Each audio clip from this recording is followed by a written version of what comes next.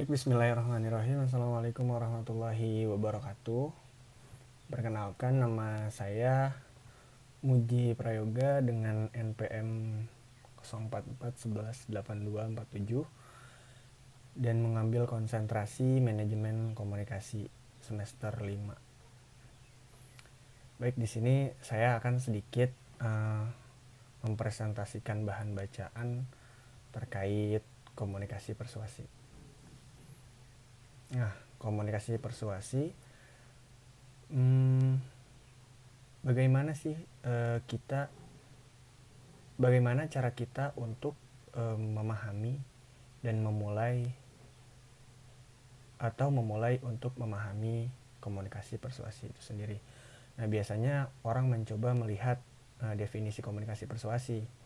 Di sini saya mengambil dari Ronald L. Applebaum dan Carol W.E. Anatol 1974.2.12. Dia mendefinisikan persuasi sebagai complex process of communication by which one individual or group specific response from another individual or group. Atau yang dimaksud persuasi adalah proses komunikasi yang kompleks ketika individual atau kelompok mengungkapkan pesan atau sengaja dan ataupun tidak disengaja melalui cara-cara verbal dan nonverbal, di mana untuk memperoleh respon tertentu dari individu atau kelompok lain sementara itu. Nah, selain itu saya juga mengutip definisi dari Bettinghaus. Dia mendefinisikan sebagai a means of social change 1952, atau yang dimaksud sebagai usaha sadar untuk mengubah pikiran dan tindakan dengan memanipulasikan motif-motif orang ke arah tujuan yang sudah ditetapkan. Pada 1970, kedua profesor komunikasi mengubah pendapatnya dengan merumuskan persuasi itu sebagai communication intends to influence choice, atau yang dimaksud dengan komunikasi yang menarik dirumuskan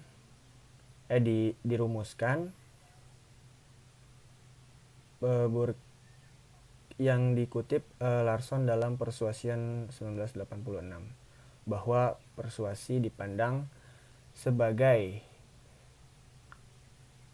correction of a state of identification or alignment between a source and a receiver that results from the use of symbols,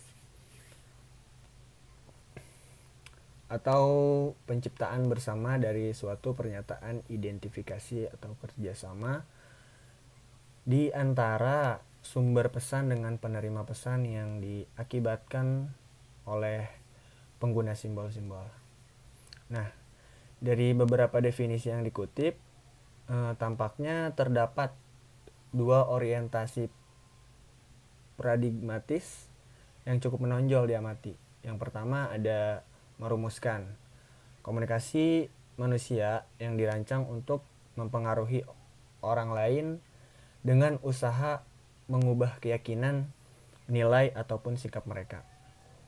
Winston Brambeck and William Howell dalam Persuasion mendefinisikan sebagai a means of social change 1952, atau sebagai usaha sadar untuk mengubah pikiran dan tindakan dengan memanipulasi motif-motif orang ke arah tujuan yang sudah ditetapkan. Pada 1970, kedua profesor komunikasi ini mengubah pendapatnya dengan merumuskan persuasi sebagai communication intended to influence choice. Komunikasi atau bisa diartikan sebagai komunikasi yang menarik dirumuskan. Burke yang dikutip Larson dalam Persuasion 1986 bahwa persuasi dipandang sebagai the congregation of a state of identification or alignment between a source as reserved dan a that result from the use of symbols. Yang dimaksud penciptaan bersama dari suatu pernyataan, identifikasi atau kerjasama di antara sumber pesan dengan penerima pesan yang diakibatkan oleh pengguna simbol-simbol.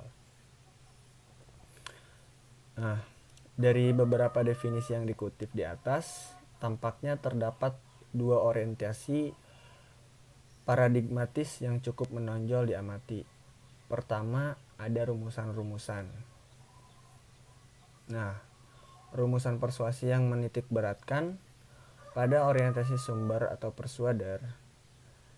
Orientasi paradigmatis ini memandang proses persuasi sebagai sesuatu yang linear dan satu arah.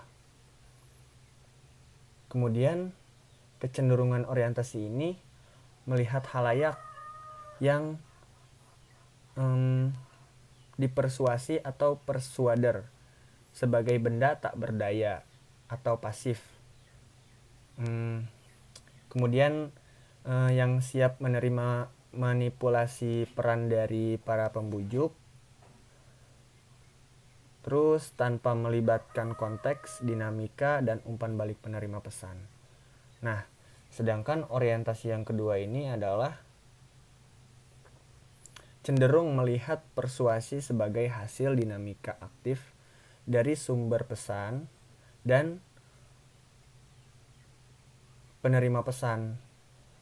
Komunikasi tidak dipandang sebagai suatu yang linear, tetapi bersifat sirkular yang sangat memperhatikan umpan balik, konteks, dan aktivitas si penerima pesan.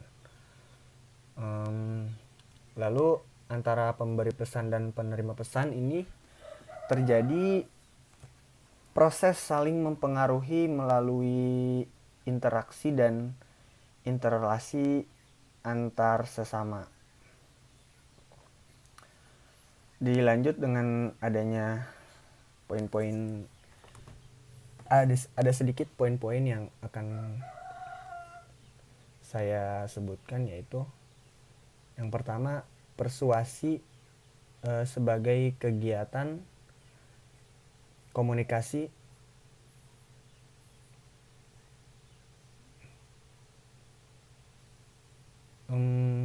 persuasi sebagai kegiatan komunikasi tak terarah dan linear. Nah, apa yang dimaksud dengan komunikasi sebagai kegiatan komunikasi tak terarah dan linear itu? Nah, kebanyakan peneliti mendekati persuasi dari sudut pandang yang bersifat linear atau disebut dan tak terarah pada sumber yang aktif, menyusun pesan dengan maksud mempengaruhi sikap dan perilaku penerima pesan yang relatif pasif. Dengan perkataan lain, penekanan diberikan kepada faktor-faktor yang memudahkan atau menghambat kemampuan satu pihak memaksakan pengaruh pada pihak lainnya. Seperti yang ditegaskan oleh Lin 1977, HLM 50 halaman 56 ketika menjelaskan perspektif direktif terhadap penelitian komunikasi atau tujuan pokok sudah jelas, yakni menentukan paduan direktif untuk mencapai hasil terbaik guna membentuk dan mengubah partisipan atau yang menerima. Dengan demikian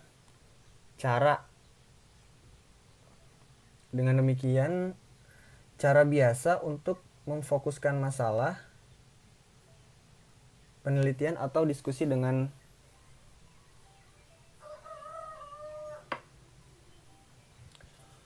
untuk mencapai hasil terbaik guna membentuk dan mengubah partisipan yang menerima.